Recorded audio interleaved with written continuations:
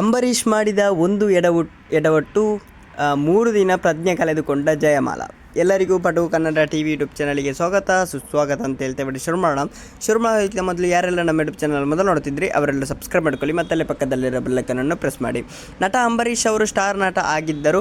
ಅವರು ಕನ್ನಡದ ಜಲೀಲ ಆಗಿದ್ದರು. ಅವರು ಹಲವು ಹಿಟ್ ಚಿತ್ರಗಳನ್ನು ನೀಡಿದ್ದಾರೆ. ಅವರು ಹಲವು ವಿಷಯಗಳ ಬಗ್ಗೆ ಕ್ರೇಜ್ ಹೊಂದಿದ್ದರು. ಅಂಬರೀಷ್ ಯಾವುದೇ ವಿಚಾರ ಇದ್ದರೂ ನೇರವಾಗಿ ಹೇಳುತ್ತಾರೆ ಅಂತಲೇ ಹೇಳ್ಬೋದು. ಇತ್ತೀಚೆಗೆ ಸೃಜನ್ ಲೋಕೇಶ್ ಅವರ ಮಜಾ ಟಾಕೀಸ್ ವೇದಿಕೆ ಮೇಲೆ ಹಿರಿಯ ನಟಿಯರು ಆಗಮಿಸಿದ್ದರು. ಜಯಮಾಲಾ, ಗಿರಿಜಾ ಲೋಕೇಶ್, ವಿನಯ ಪ್ರಸಾದ್ ಮೊದಲಾದವರು ಈ ವೇದಿಕೆಯಲ್ಲಿ ಇದ್ದರು. ಅವರು ತಮ್ಮ ಅನುಭವ ಹಂಚಿಕೊಂಡಿದ್ದಾರೆ. ಚಿತ್ರರಂಗದಲ್ಲಿ ನಡೆದ ಘಟನೆಗಳನ್ನು ಅವರು ವಿವರಿಸಿದ್ದಾರೆ ಅಂತಲೇ ಹೇಳ್ಬೋದು. ಒಮ್ಮೆ ಅಂಬರೀಷ್ ಅವರು ಸ್ಕೂಟರ್ ಬೋಟ್ನಲ್ಲಿ ಕರೆದುಕೊಂಡು ಹೋದರು. ಹಿಂದೆ ನಾವು ಕುಳಿತುಕೊಳ್ಳಬೇಕಿತ್ತು. ಅವರ ಜೊತೆ ಕಾರಿನಲ್ಲಿ ಹೋಗೋಕ್ಕೆ ಭಯ ಆಗುತ್ತಿತ್ತು. ಇನ್ನು ಸಮುದ್ರ ಎಂದರೆ ಕೇಳಬೇಕಾ?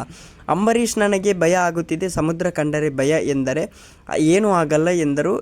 ಸ್ಪೀಡ್ ಅಲ್ಲಿ ಹೋಗ್ತಾ ಇದ್ವಿ, ನನಗೆ ಪ್ರಜ್ಞೆ ತಪ್ಪೋಯಿತು, ಸಮುದ್ರದಲ್ಲಿ ಬಿದ್ದೋದೆ ಎಂದರು ಜಯಮಾಲಾ. ಹೀರೋಯಿನಿ ಎಲ್ಲಿ ಎಂದು ಅಂಬರೀಷ್ ಕೇಳಿದರು. ಅವರು ಬಿದ್ದೋಗಿದ್ದಾರೆ ಎಂದು ಅಂಬರೀಷ್ ಅವರಿಗೆ ಹೇಳಲಾಯಿತು. 3 ದಿನ ಆದ ಮೇಲೆ ಎಚ್ಚರಿಕೆ ಆಯಿತು. ನನಗೆ ಯಾಕೆ ಸಮುದ್ರದಲ್ಲಿ ಹಾಕಿದೆ ಎಂದು ಕೇಳಿದೆ. ಹೋಗಮ್ಮ, ನನಗೆ ಎಲ್ಲಿದ್ದೆ ಅಂತ ಗೊತ್ತಾಗಲಿಲ್ಲ ಎಂದು ಅಂಬರೀಷ್ ನನಗೆ ತಿಳಿಸಿದ್ದರು ಎಂದಿದ್ದಾರೆ ಜಯಮಾಲಾ. ಓಕೆ ಗೈಸ್, ಮುಂದಿನ ವಿಡಿಯೋದಲ್ಲಿ ಸಿಗೋಣ. ಅಲ್ಲಿವರೆಗೆ ಲೈಕ್, ಶೇರ್, ಸಬ್ಸ್ಕ್ರೈಬ್ ಮಾಡಿ ಗೈಸ್. ಓಕೆ, ಕರೆಂಟ್ ಕೂಡ ಹೋಯಿತು. ಓಕೆ ಗೈಸ್, ಮುಂದಿನ ವಿಡಿಯೋದಲ್ಲಿ ಸಿಗೋಣ. Love you so much.